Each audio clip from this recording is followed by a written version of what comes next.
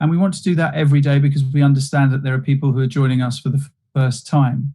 So Michael Morpurgo, who is here with us, who translated The Little Prince. I think it's a great thing to do every day, Michael, to read out your foreword, because it really gives us a sense of the passion you have for the project and for us to really understand why you did it. So thank you. I wondered, as I was translating Antoine de Saint-Exupéry's glorious book, whether there is any book in the English language that is as familiar to so many of us, as universally beloved, as frequently studied, as deeply revered as The Little Prince is to the French.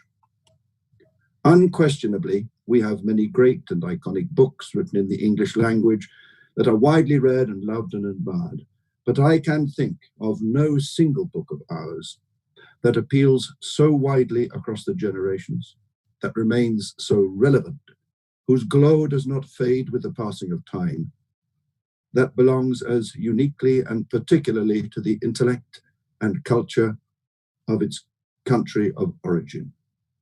My conclusion, as I was working on this, as I tried to write in his voice, live inside the landscape of his imagination, to tell it as he heard it and saw it and meant it, but in my way and in English, is that it might be impossible to understand France and the French properly unless you have read and known and loved this book.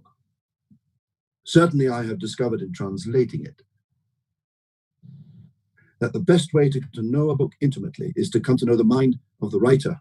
I understand and appreciate more fully now the mastery of Saint-Exupéry's art and craft, the inspired brushstrokes of his storytelling.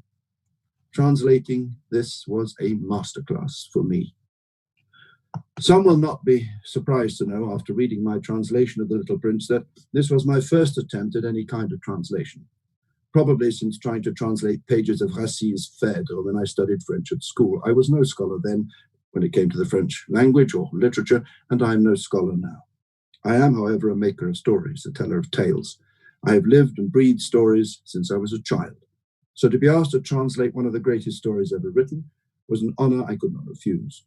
And if I am honest, I thought my knowledge of French would be just about up to it. Well, I was wrong about that. The economy of Saint-Exupéry's elegant yet complex prose, or is it poetry, proved to be a real challenge to my rather limited and literal understanding of French. I knew, of course, that I could crib off the established translations, but I also knew I must not, that I should not take even a peeky look at them, but rather translate as best I could, tell it down from Exupéry's French my way into my English, and then perhaps if I really needed to, have a peeky look later. So that's what I did.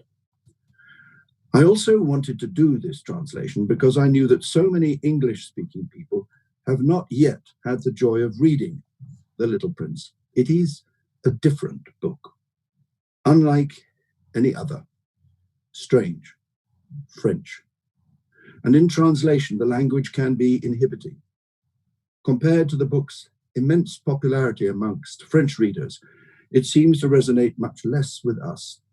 There might be many reasons for this. Broadly speaking, and especially in children's books, we seem to like stories that are above all exciting. As children, we love adventures that make us long to discover what happens next, with characters with whom we can identify strongly. The Little Prince has all that. It is much more the story of a relationship, a story that asks the great questions of life and death, of the human predicament. It is deeply intellectual and philosophical, and therefore deeply troubling. And it is not a book that can be conveniently pigeonholed. Is it a children's book? Well, I suppose that depends on the grown-up reading it. The Little Prince does not have a high opinion of the capacity of grown-ups to understand the world of the child. Sadly, far too many of them have put away childish things. Anyway, I thought a new translation might enable more readers, children and grown-up children, to discover this wonderful but different book. I hope it does. Great books can change us. Having immersed myself so completely in this story, I am sure I will never be able to look up at the stars again without thinking of the little prince up there somewhere. And I will look at a flower differently, at people differently, whether businessmen, lamplighters, or kings. I will think of myself differently too, and try even harder to look after and cherish the child in me, for the child in each of us is the heart and soul in each of us. And I will be quite sure to check my engine before I set off in my aeroplane on a flight over a desert. Ben Okri is here. It's so good to see you, Ben. We also have Alice Mazzilli here, who's going to be doing some incredible calligraphy for us. Hi, Alice. And we're going to see her calligraphy develop throughout this next 55 minutes or so. Ben, interestingly enough, when Michael and I had a conversation about him reading the foreword out every day, you made notes on the foreword. Tell us about that.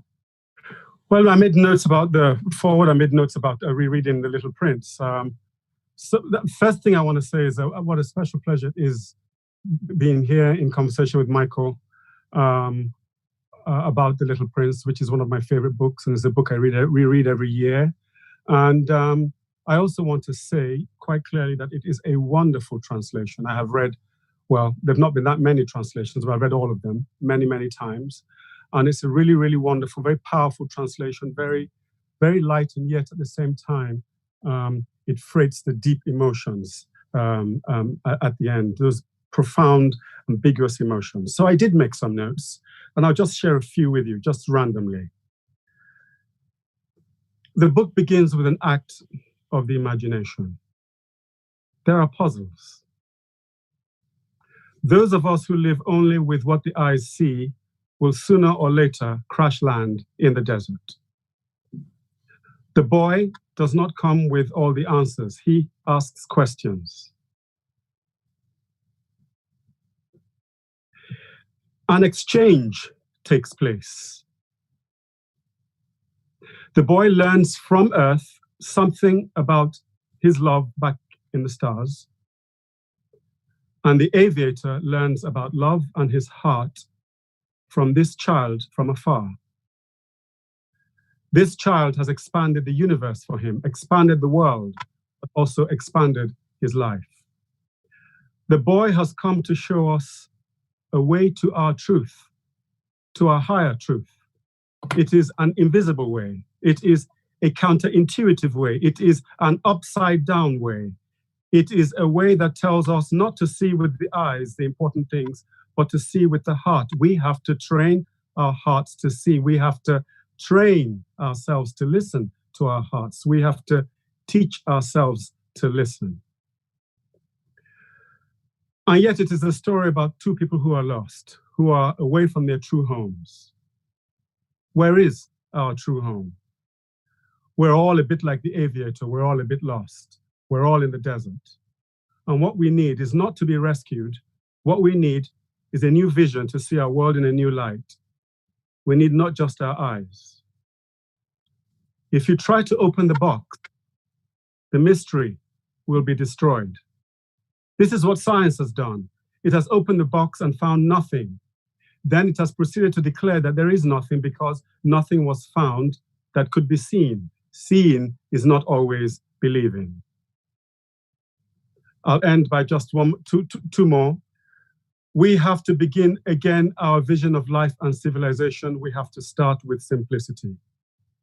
All great literature does something that all the great teachers, all the great mystical traditions do. All great literature is a concealed fairy tale that enlightens us through the fluid nature of storytelling about the central mysteries of the human condition. Amazing, Ben. Thank you.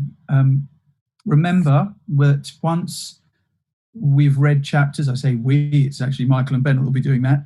We're going to have a little conversation amongst ourselves, which you are, of course, a party of. And then you can ask your own questions to us. So whether you're watching us on Facebook, on YouTube, then feel free.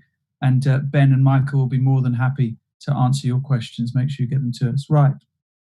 Michael, is there anything you would like to say from what you've just heard Ben say? No, except that I think Ben should have translated the book, really. Oh, no. That was the most marvelous introduction. It was terrific. Thank you, Ben. Really good. No, thank you. It's been a real honor reading this book of yours. Amazing. We've got so much to talk about, but really the main reason we're here is to hear you both reading. So, Michael, shall we take off from where we left off yesterday? Yeah. Chapter 4. Chapter 4. So now I had discovered something else very important about the Little Prince, that the planet he came from was scarcely bigger than a house. That in itself did not surprise me too much. I already knew that besides the great planets like Earth, Jupiter, Mars, and Venus, which all had proper names, there were hundreds of others so small you could hardly see them through a telescope. I knew that when an astronomer discovers one of these, he gives it only a number rather than a name. So, for instance, he might call it Asteroid 325. I have good reason to believe that this planet from which the Little Prince had come was Asteroid B612.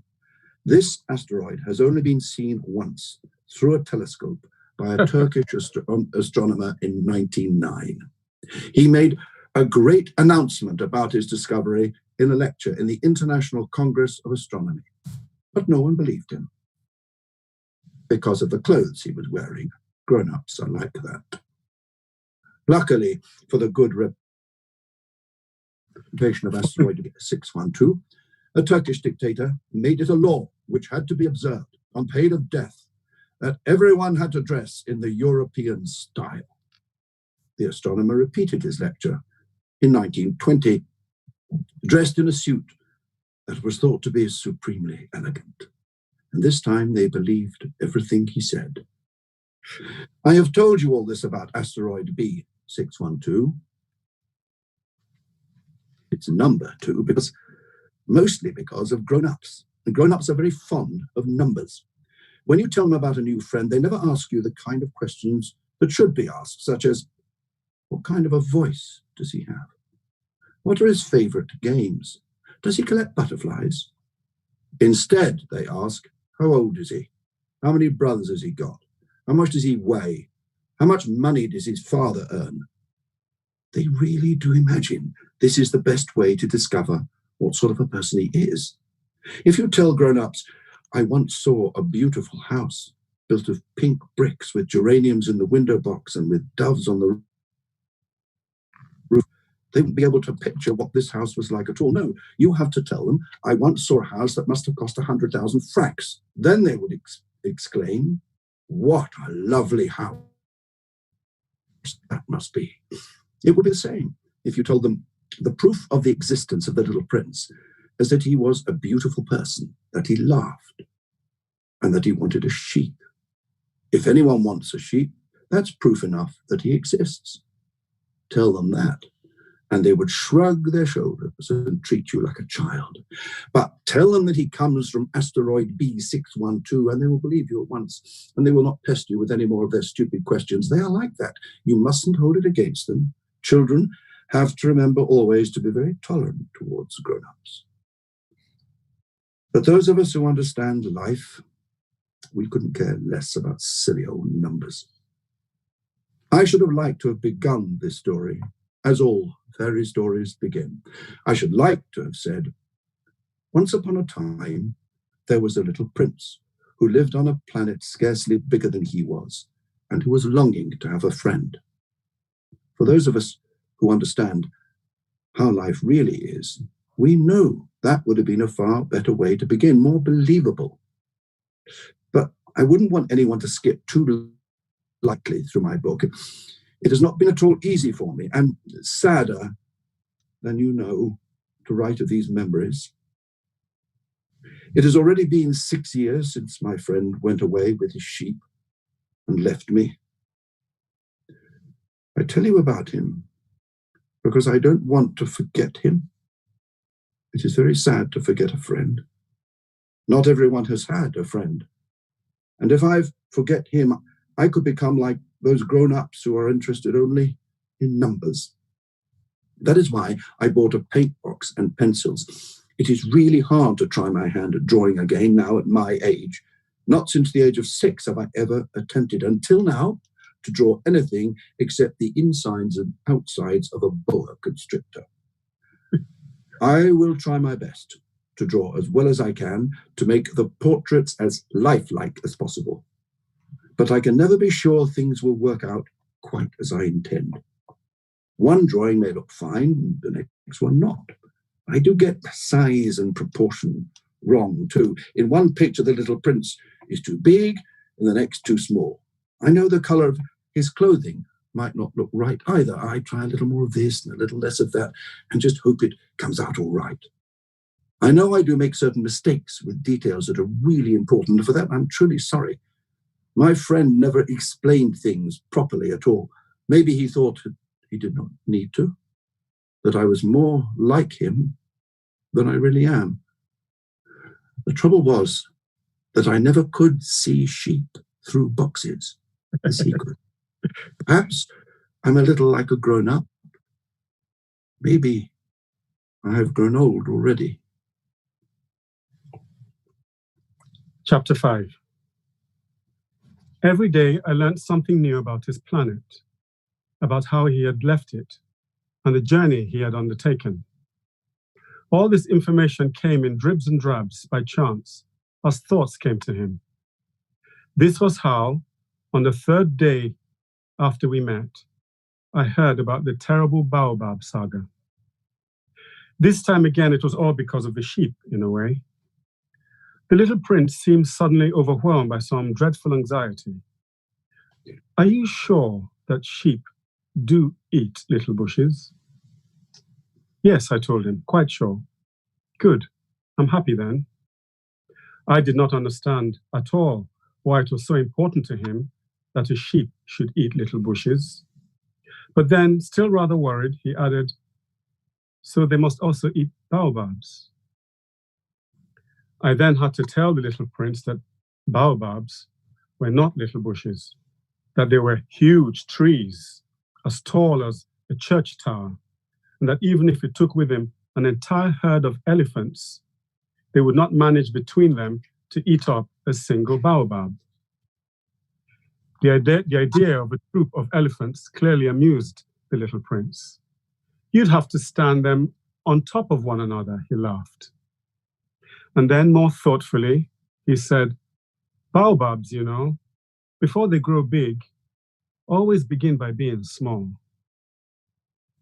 Of course. But I don't quite understand why you should want your sheep to eat baobabs when they are small. Really? You don't know? He said, as if it was obvious. I tried very hard to work it out for myself, and it was not at all easy. Anyway, it seems that on the little prince's planet, as on all planets, there were good plants and bad plants.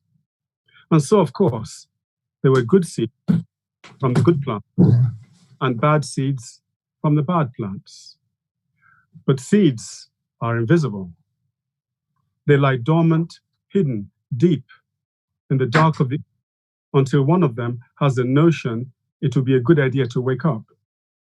This little seed will first have a stretch, then grow slowly, ever so slowly, up towards the sunlight, until at last, there it is, a sweet little innocuous twig of a plant. If it is the first shoot on a radish, perhaps, or the early sprig of a rose, then it can be left to grow on as it wishes. But if this is a bad plant, you should pull it up at once, the moment you recognize it for what it is. Now, there were some terrible seeds hiding away in the earth on the planet of the little prince. And these were the seeds of the baobab tree. All over the planet, the soil was infested with them. And with the baobab, if you don't deal with it at once, if you leave it too late, you will never be able to get rid of it. It will take over the entire planet, perforate it with roots. And if the planet is too small, which it is, and if there are too many baobabs, they will overwhelm and destroy the planet. and that would be that. It's just a question of self-discipline, the little prince explained later. First thing in the morning, you look after yourself, you brush your teeth and wash your face, don't you? Well, the second thing you must do is to look after the planet. You pull up all the little baobabs just as soon as you can tell the difference between them and the little rose bushes, which can look a lot like them when they're very young. It's easy enough work, even if it is rather boring. And then one day he said to me, I think you ought to make a beautiful drawing for children where you come from, so they can understand all about this. If ever they were to go off on their own travels, it might prove very useful to them. There's sometimes no harm in putting off till tomorrow what should be done today. But when it comes to baobabs, any delay at all is always disastrous. I once knew of a planet where lived the laziest man you can ever imagine. He just couldn't be bothered to dig up the little baobab bushes. It did not end well with him, nor for his planet.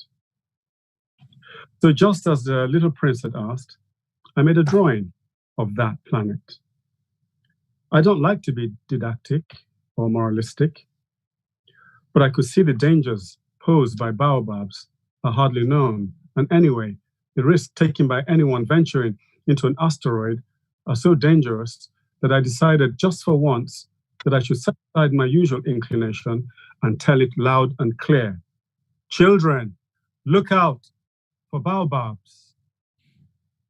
I worked so hard on this drawing in order to warn my friends of the grave danger they had been facing for so long.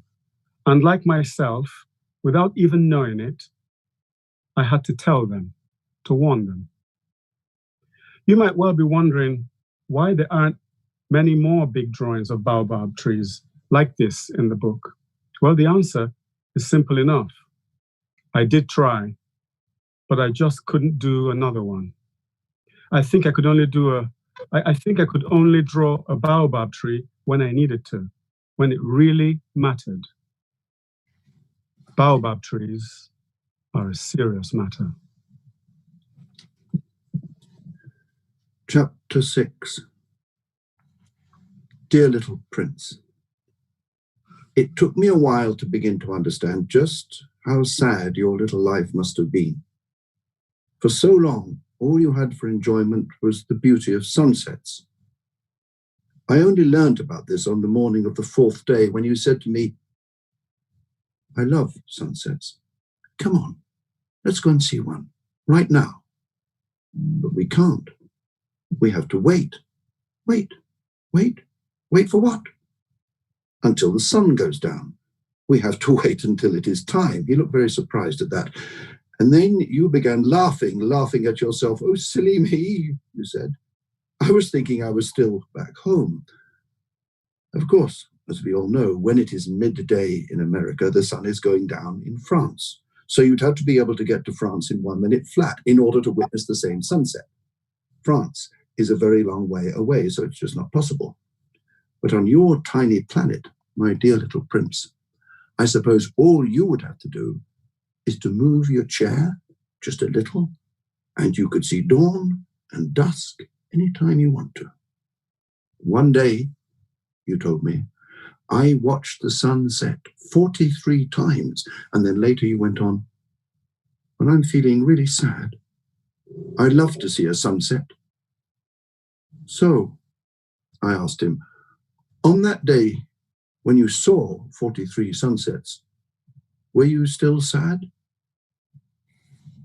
But the little prince said nothing. Chapter 7. On the 5th day, and again this was thanks to the sheep, the little prince let slip more about himself. He came out suddenly with it and with no warning, as if he had been churning it all over in his mind for a long time. A sheep? Does it also eat flowers as well as little bushes?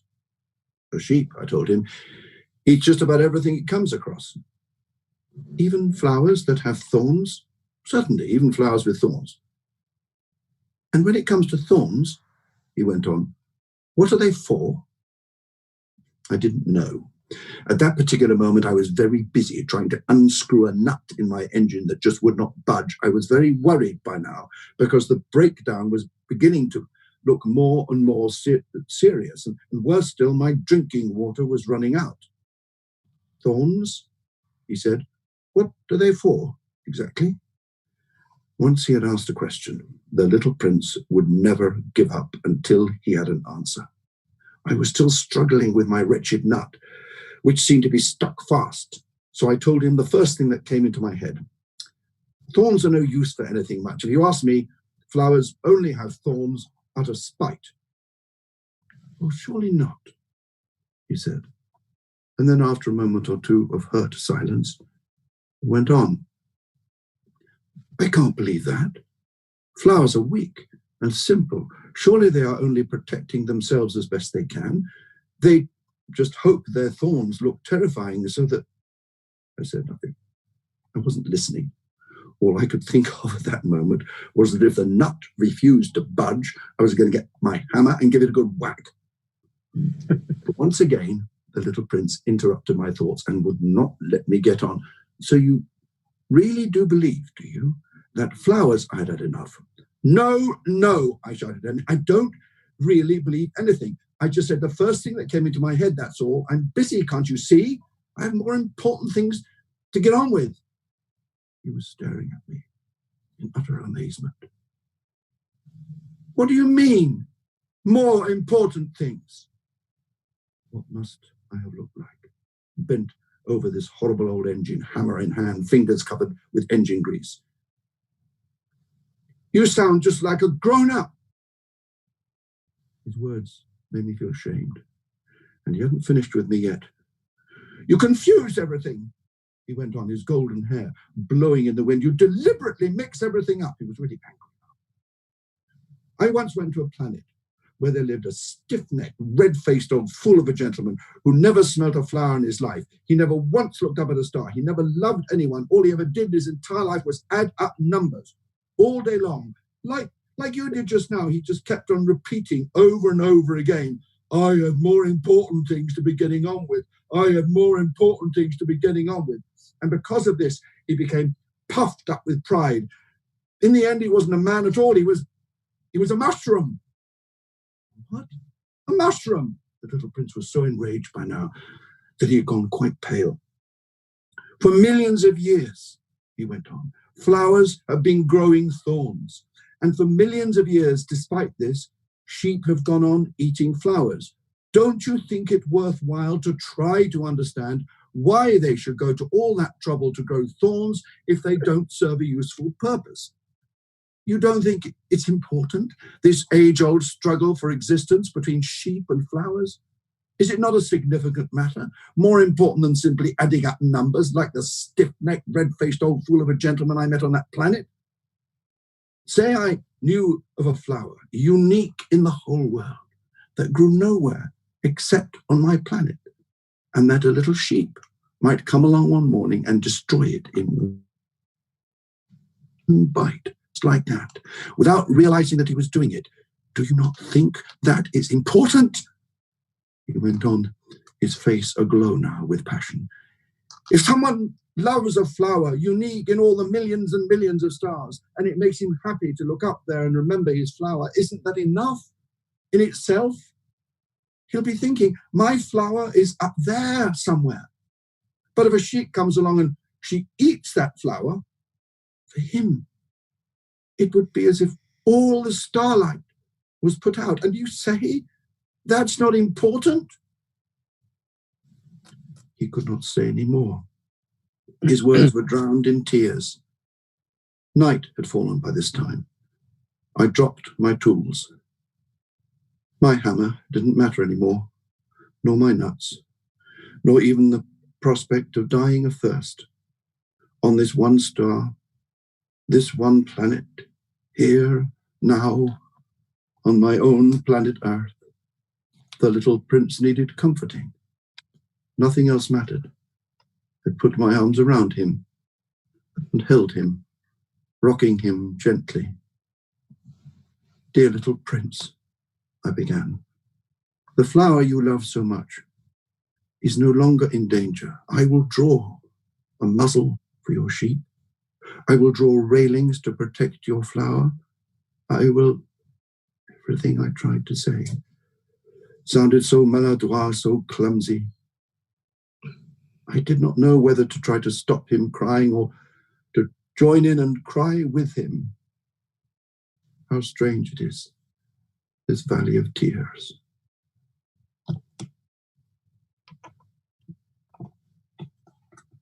Chapter 8. I came to know quite quickly more about this little flower. There had always been these flowers on the little prince's planet, very simple, small flowers, crowned with just one ring of petals. They took up very little room and did not get in anyone's way. They would appear one morning in amongst the grass, and by nightfall would have faded away. But then one day, from a seed blown in from who knows where, a new seedling had sprung up.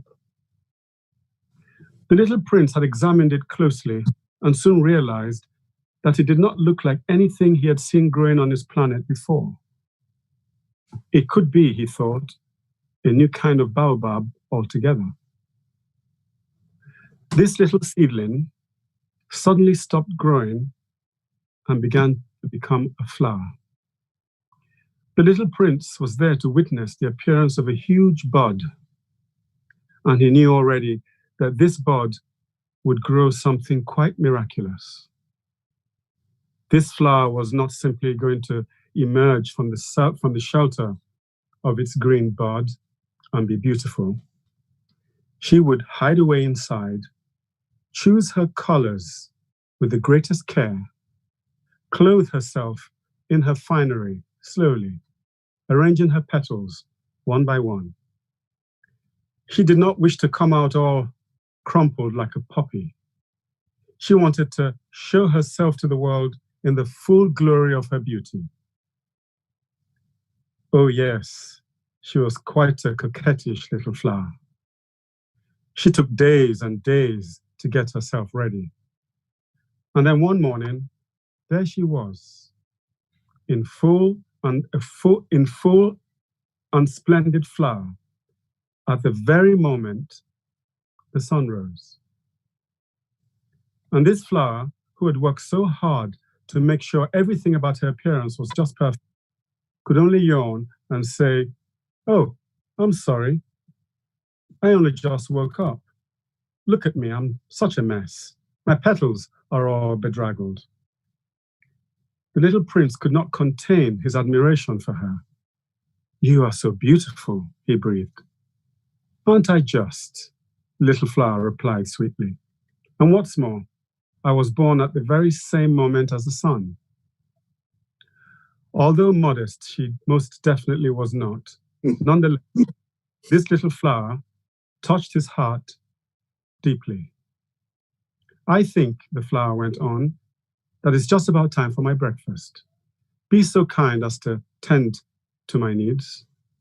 And the little prince, rather taken aback at this, but wanting to do what he could to look after the little flower, went off at once to look for a watering can and some fresh water.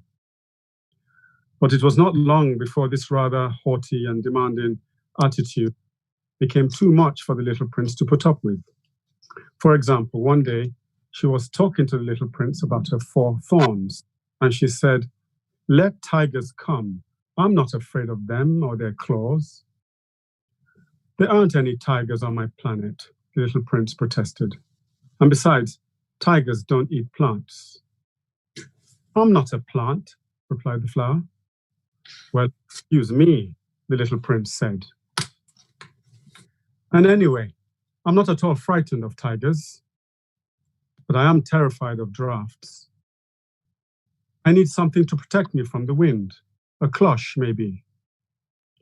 The little prince was thinking, terrified of drafts?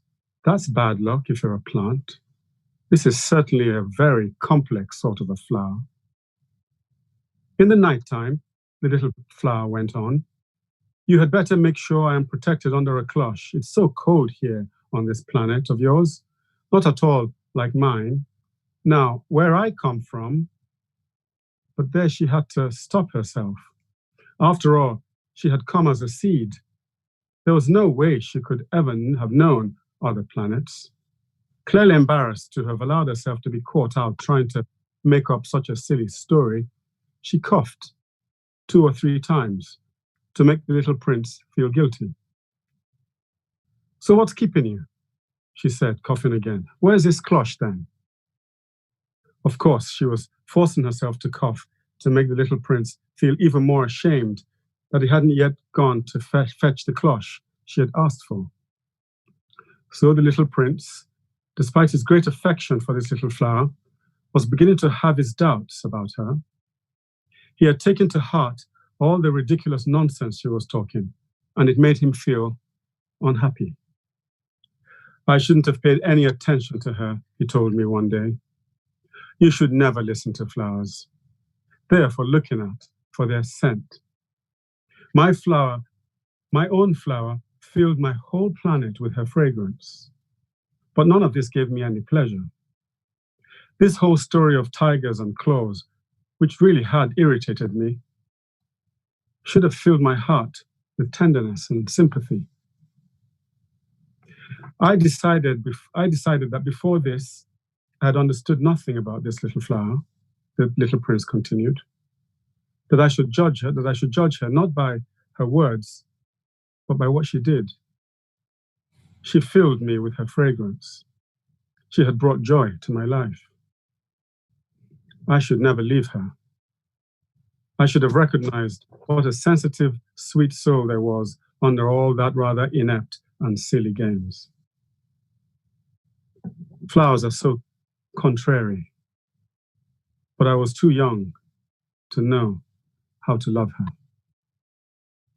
Ben and Michael, thank you so much. Beautifully read by both of you. Ben, how do you feel having read those chapters out loud? It's a very different experience to internally. Yes, it's reading when you read something like that out loud, it's you're immersed in it. There's something about reading silently to yourself, which of course is very beautiful and very, very powerful and kind of awakens the imagination. But reading out aloud does 2 things. It awakens the imagination, but also awakens the power of the voice.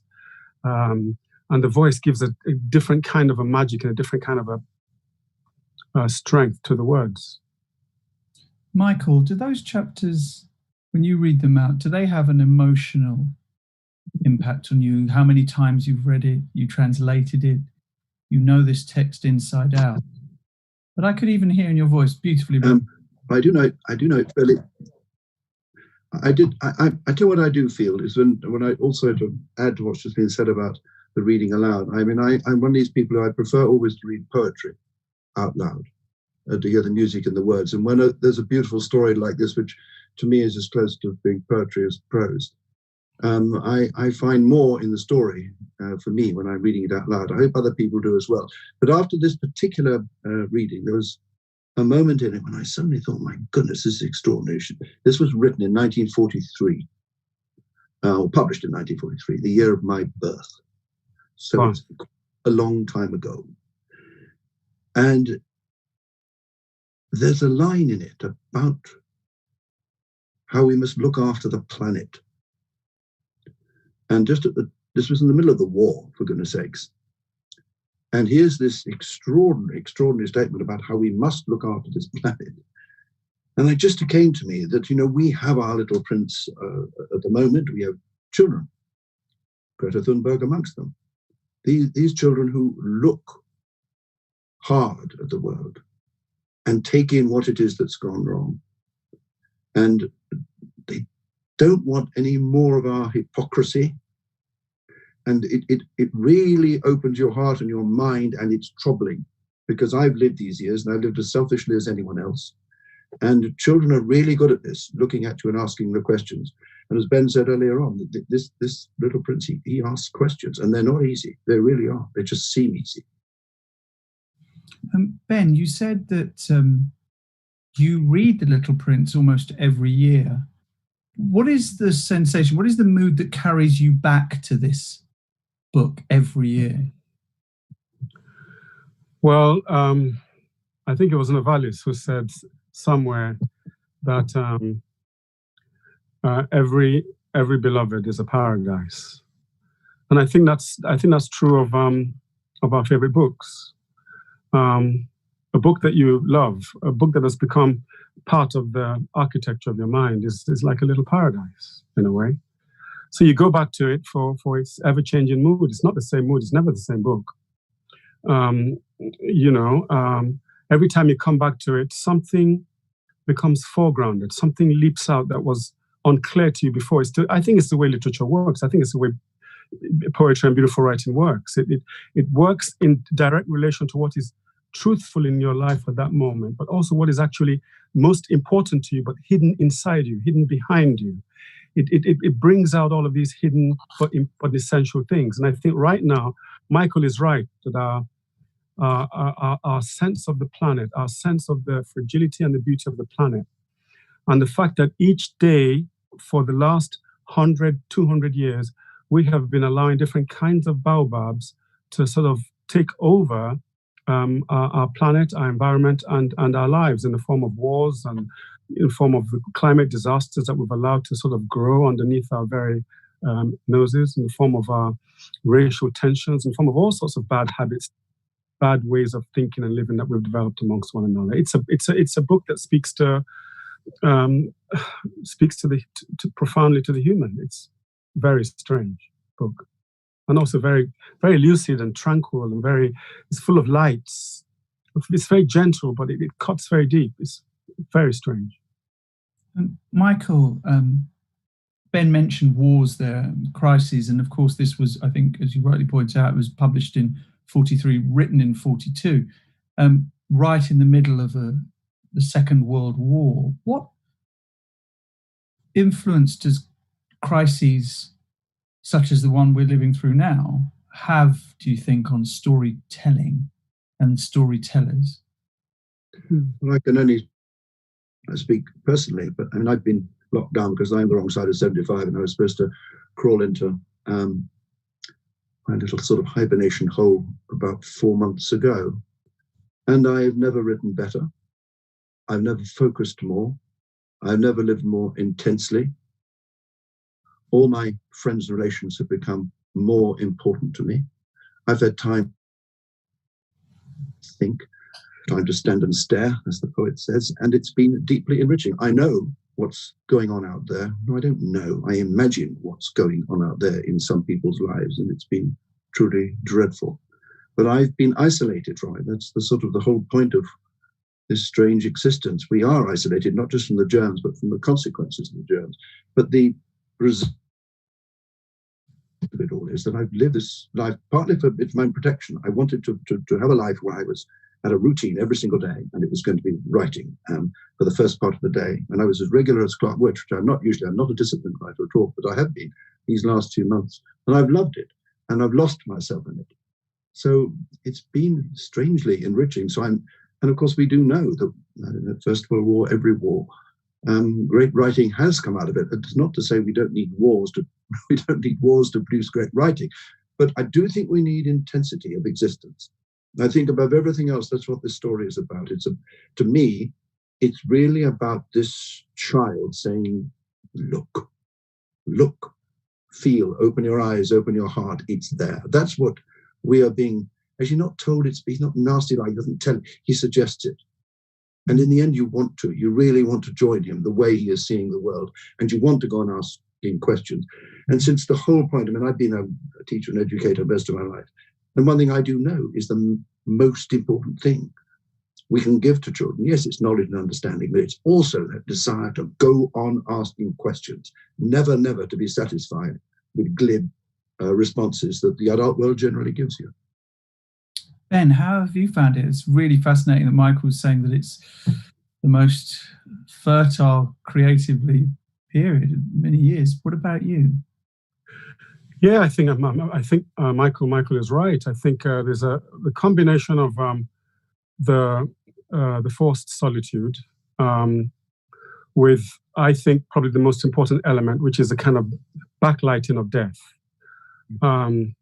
I think the combination of those two things, the death and the solitude, have a way of triggering, of opening up, tearing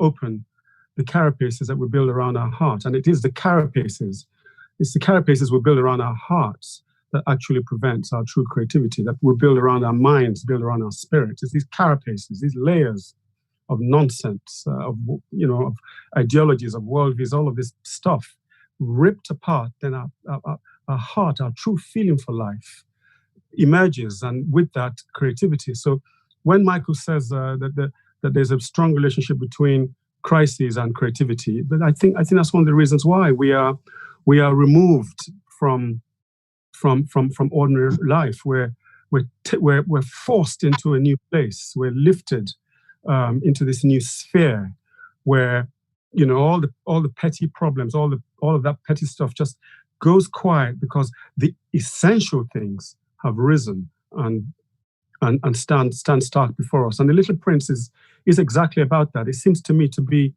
not a coincidence that it is after this man has a crash. I think of his crash as being in some ways like a midlife crisis. He has a crash. This is a man who's flying. I'm talking about the story here. I'm not talking about real life, just the story. This is a man who's flying and then he has a crash. And he has a crash where? In the desert. These are two great metaphors in literature, the fall and the desert. To have a crash in the desert is to experience the existential condition of life. It is so out of this comes this prince, comes this little child. I think that's why it's such a complex and wonderful story at the same time. It's a story of a child. It's a story for a child, but it's also a story about us. It's about adults. It's about what we've done to ourselves. So it's two stories from two different points of views, in a way, fused together. The childhood that we need to continue to live life truly and fully and openly, and the adulthood that we need in order to create a responsible civilization. It's an extraordinary fusion of two aspects of what it means to be human. We have so many questions that are coming in for both of you. Ben, has The Little Prince served as an inspiration for any of your books? Not directly. Not directly, because it's an inimitable work. You can only be inspired by The Little Prince into living better, into living simpler, living more wisely, into asking questions, into being as true to yourself as possible. As to being inspired from it into writing, I think it's too inimitable, it's too unique a work. But I think one of the things that it does do for me as a writer is it's a touchstone of simplicity of heart. We get caught up in our complexities, we get caught up in our intelligence, we get caught up in our reading and all of that stuff. And The Little Prince is like a magic. It's like a magic fountain. That's what it's like. It's like that magic water that you drink, and a kind of clarity. It brings you back to clarity, and that for me is supreme. To be inspired into life is a lot more important than being inspired into literature. Michael, this question: in your opinion, why did Saint-Exupéry write a children's tale in the darkest period of the Second World War? Well, that I do understand. Because by and large, when you're writing and you have children in mind, doesn't mean, of course, you patronize at all, but it means you certainly have in mind when you're writing and you're generally speaking, your main character is going to be a child. I think it's very important to keep hope at the end of the story. Whatever the child has to live through, whatever the suffering that he sees or she sees, at the end of the story, there has to be some hope, which is not necessarily always the same with adult literature. And I think maybe it is that if you're writing about children, I mean, for me, children are our hope. It's that's sort of what we're here for, in a way, to try and do our best to make this world a better place for the next generation coming along. And then that's the idea. I know it doesn't always work out. My generation and the one before have made plenty of really hideous errors. But nonetheless, that is what we're here for. And we cannot do that without hope, without faith that this thing is going to get better. And books like this, I'm quite sure, do that. Because read these books young, and children can lose themselves in them, ask these questions, these big questions, become accustomed to the difficulty that there is going to be around them in life without being terrified of it. Know there is difficulty. Know there are unanswerable questions. This is part of growing up and seeing the world from an angle which is, yes, we can put this right. We have to watch out for baobabs. We do dig them up. We don't let them grow, because look what happens to society when we let that happen. What happens to our world? We learn these lessons in this book, but without him thrusting them at us. It's a suggestive, very gentle story. I think that was the word that Ben used earlier on. It's a very gentle story, an eminently tender story as well. I love this, the idea of it. To me, I mean, I don't say I've used this story, but I'm sure it's been there in the ether when I've been writing stories, because I write a lot of stories about islands and about two people who don't know each other meeting on an island, two people from two completely different worlds. And I have no doubt at all that this was there somewhere in the back of my mind. I read a book called Kensuke's Kingdom some time ago, which is about an island where two people meet from totally different worlds. I wish it was as great a book as this, but what it does do is to give an opportunity for a young child to meet an old man. In this case, it's a young English boy that meets an ancient Japanese warrior left behind on an island in the Second World War. And it's about these two civilizations and two cultures meeting, conflicting, and then resolving on an island in I can't remember which sea it is now, but one of those very far away seas, Coral Sea, that's what it is. And I'm sure this book, way back, along with Treasure Island and the other books that I read, was there in my mind. So I ought to thank him for that. I ought to thank him for an awful lot, Saint-Exupéry, really. I tell you the other thing I love, can I just say it? Yeah, I love brevity in a book. Brevity. Yeah, I just think it's really good. And it's not just a good book. You might think it's easier for a writer. It most certainly is not. What's wonderful about this is that the thinking that's gone into it and the writing that's gone into it is phenomenal, and it's trimmed down, and it's perfect. I'm not saying the translation is, but in French it's perfect. And I think that's one of the reasons that children love it, is because they can access it, and that's quite important for an awful lot of children. I think there's something else that children like about it, Michael. I think children like secrets. Yeah. Mm-hmm. Yes, my two certainly do. Yeah, and this book is a book of secrets. It's a book that constantly whispering intriguing secrets at you. It's a book of mysteries. I think we forget that too. Yeah, no, it's very true. In Michael's foreword, he says the economy of Saint-Exupéry's elegant yet complex prose, and then asks the question, or is it poetry? Ben, is it prose or is it poetry? I think we tend to have too rigid a distinction between the two things. If you're talking of meter, line breaks, stress, technicalities, yeah. That's yeah. Then we're talking typical, a kind of technical way of looking at poetry.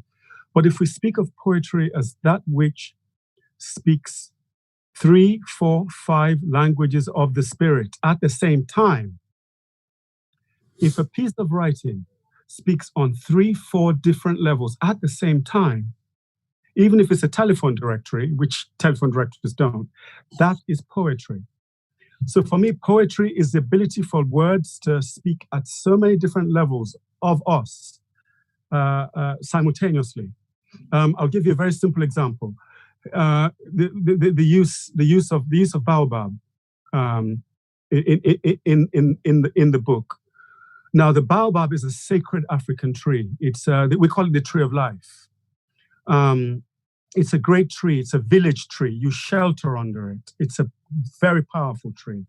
Now, for him to use the Baobab as the image of the thing that could tear apart his planet, that's very powerful, because it's combining in that single image the sacredness, the beauty of this tree, but also the power of what it can do. So it's the power of something sacred if it's used in the wrong way. That's what poetry is. Poetry is this ability to turn the human spirit around 360 degrees with a single image. And Antoine de Saint-Exupéry succeeds, Ben, in that respect.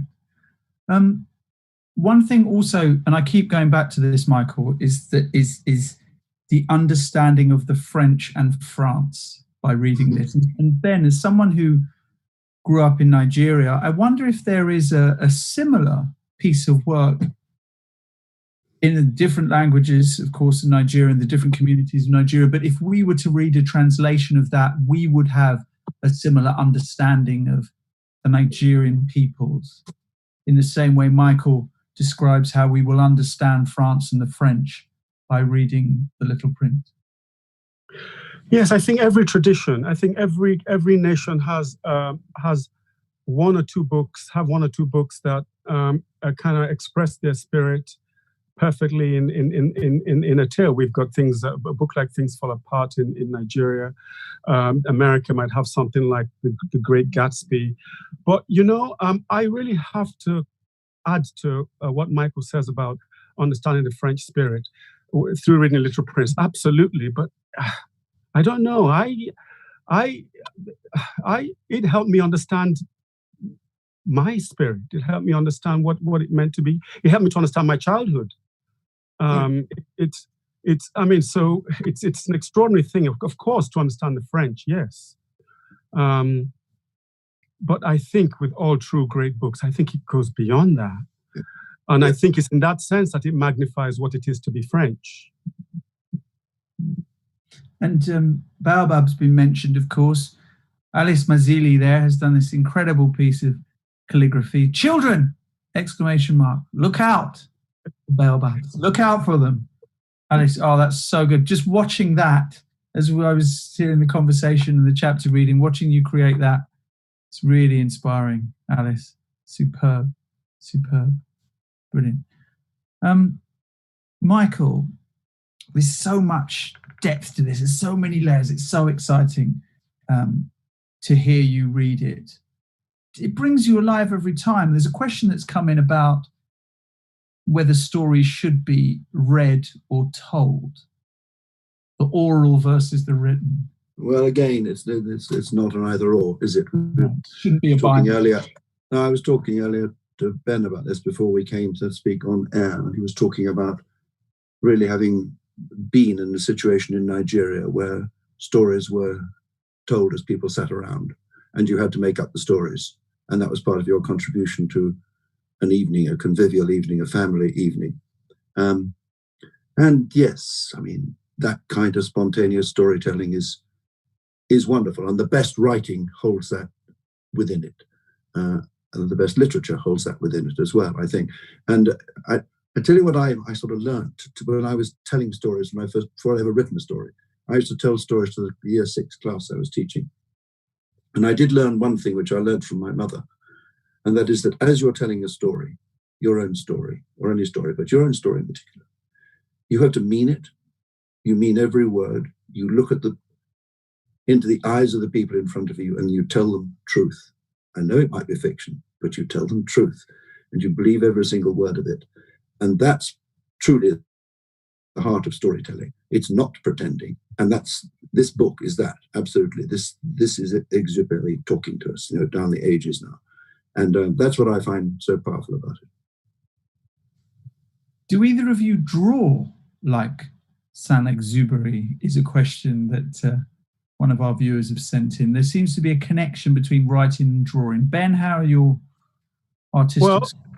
Well, one of the first things I wanted to be when I was a kid was an artist, and I did draw and paint in my teens before I kind of shifted towards literature, and I still remember when I began writing The Famished Road, to help me actually get to actually see that world, and it actually was drawing on the first pages over the writing that I was doing, and it's still there.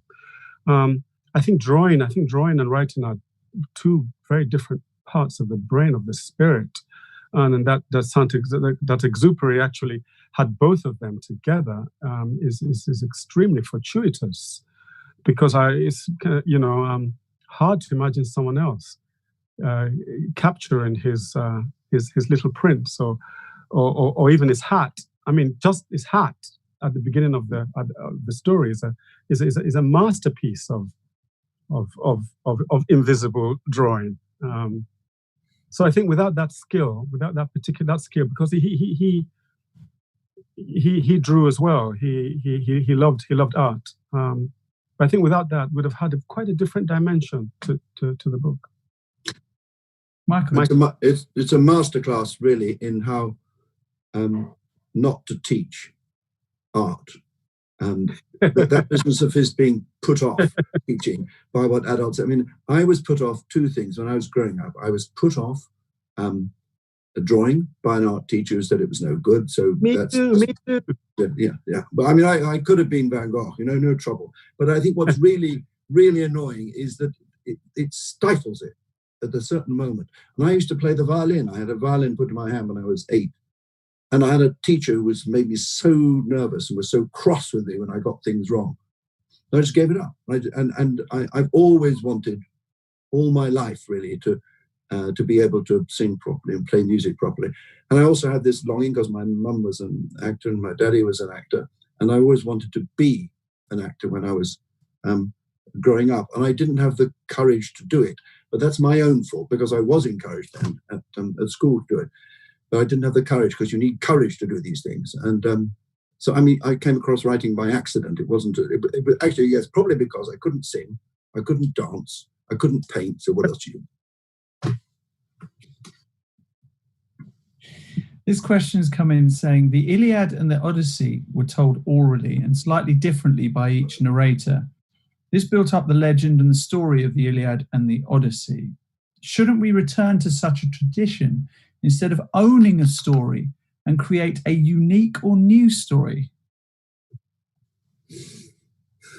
Do you want to take this, Michael, or shall I just go first and then? Ben, you go first, because I'm struggling. Okay. Well, I think I've always felt that there are two great traditions. There are two great storytelling traditions in the human story, in the human history. One is the telling. And the other is the writing. The telling we had for a long time, for hundreds and hundreds of years. We told stories. We invented. We improvised. And then we got to a state in our civilization where it became necessary to write stories. And the writing of stories and the development of civilization kind of went hand in hand in a way. So I think we have these two traditions. I totally agree that we have tilted excessively towards the writing. And I think it has done a bit of damage to us. I think what it has done is it has made us into a people who believe more in the fixity of things. It has made us into a people who believe that things are real only when they're put down, they're written down, when they're fixed in some form. And I think we've lost the spontaneity of what it is to be human. We've lost the freedom of the imagination that you have when you tell stories. We've also lost the power of what the voice does. We've lost the sound of the voice in storytelling. So I totally agree. I think we should reconcile these two traditions. And what is more, we should practice both of them. I think we teach our children to read through books that are there, and we read books out to them. I think that's wonderful, but I think we should also tell them stories, make stories up to them, in front of them. I think they should participate in the risk of story making and the risk of storytelling. I think that's a very important aspect of empathy and imagination and character building that I think we're missing out on.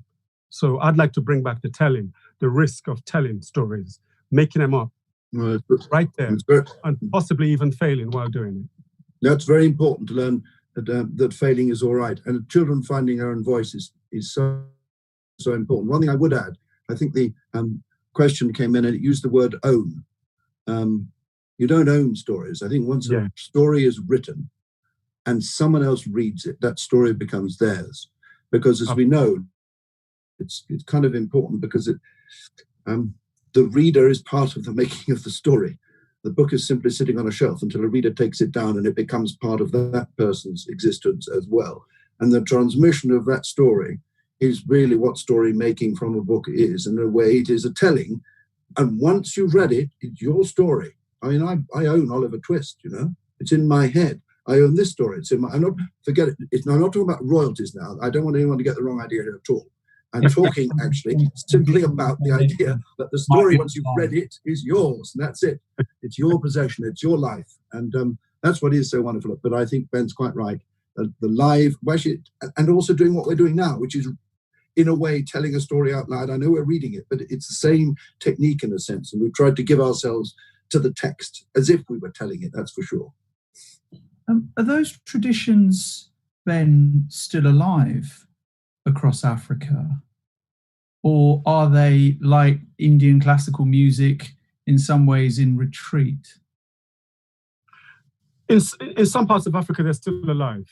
In some parts of West Africa, certainly you go to the villages and people, the elders tell stories to the kids. Some of our best stories are really best told, with a kind of wizened face, at night. Nothing quite beats being told stories when it's a bit dark and the moon is out. So yeah, it is in retreat, because writing and reading from books is sweeping across the world, and where books go, the living telling of stories tends to fade. But yeah, I think there's a current. I'm so fascinated by what happens when you tell stories, that I've tried to borrow some of the tropes of living storytelling into my writing. It's not easy, and I'm not sure it's entirely possible. I love the fluidity of told stories. No two people who tell you a tortoise story ever tell you the same story. There's always this personal inflection that takes over, personal inspiration of the moment that takes over. I think in one mustn't think that in some way a story from a book is any the lesser for it, though, because the one hope for the world for me is that everyone reads books. I think when you're a little person and you're finding out about the world, how else does someone living in Devon, where I come from, find out about Nigeria? Do we just look at the telly? No, we try and read a story that comes from there and we get some sense of the people who live there. And that's what books are. At their best, books teach us empathy. And that's just hugely, hugely important. William Caxton did a pretty good thing. Penguin Books did a pretty good thing. This idea that books are for everyone, and libraries. Libraries are the national health of our culture and of our intellect. And it helps us grow and find out about ourselves. So whilst I do, absolutely, because my classroom experience bears out exactly what Ben says. You're up there, you're telling a story. It's as powerful as you like. But I want the stories told all over the world so that I find out what's going on in Russia. I want to find out what's going on in China. I want them to find out what's going on in Devon. We need to know these things. It is a small world. My goodness, do we know it now? Yeah, no, but when I was speaking, I'm not speaking out against books in any way. I'm a writer, but I just feel that we, as Ezra Pound said somewhere, that poetry. I'm not going to quote him correctly, but he said poetry diminishes whenever it moves too far away from music.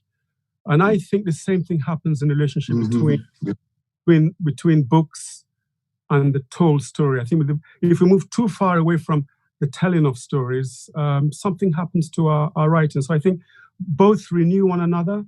And I think in a culture like this, where we have books, but we don't have enough telling of stories. I think it's good to tilt a little bit, just to have the telling. I like telling my daughter stories. I think she looks at me with different eyes when I'm making up a story. It's as if, whoa, where are you going to take this? Yeah, certainly. Yeah. Can you, if you can, decipher how difficult it is to do what Antoine de Saint-Exupéry did in layering a book that captures the imagination of a child and the imagination of an adult? How difficult is that to do, Michael? It's immensely difficult to get it. So, I mean, I think, funnily enough, I think it's the books that are read very often to very small children that are the best example of this, really. If you read Judith Kerr's The Tiger Who Came to Tea, and you listen to it as a child, or you're reading as a child, it's a tiger who came to tea. And it's a lovely story, and they like the pictures. But adults read it again and again and again because there's something in it for them. It means something probably different to an adult, to a mother, to a father, to a granddad, grandma reading than it does to the child. She didn't sit down and try to, she just wrote a children's story and painted it as such. And I think what's lovely about this is there's nothing about this that you feel that he's worked at trying to make it acceptable across the generations. It simply is. It happens to have an adult in it, and it happens to have a child in it, which is a pretty good way of starting. But it's a situation he puts them in, and what they say to each other, and the way their worlds are so different that they grow together. And above all, it's this wonderful creation of a relationship, two strangers. It's as if they're sitting on a train, really, and just got talking. And that does, you can read that when you're 6 or 7, and you could read it when you're 70 or 80. It has as much, it speaks to all of us. How he did it, I've no idea. If I did, I should be a much better writer. My one answer to that is how difficult is it? How difficult is it to do? It's almost impossible. The Little Prince is as close to a miracle as you'll get in the story. What a beautiful way to end our installment today. Ben Okri, it's been such a pleasure to hang out with you and Michael today. And Michael, thank you again. We shall be returning tomorrow with Ruth Wilson, which is very exciting as well. And thank you to Alice Mazzilli as well. Yes. Real pleasure. Thank you, Ben, very much indeed. Bless your heart. Thank you, Michael. Wonderful. That's it from us today. So make sure you get involved in Facebook, Instagram, YouTube. Ask questions. I shall put as many of them as I possibly can. It's impossible to put all of them. I just have to add that caveat, disclaimer. Can't ask you all of them because so many come in, but we'll do our very best tomorrow. And we're going right through the week celebrating Little Prince, the Petit Prince. Thank you. Thank you all.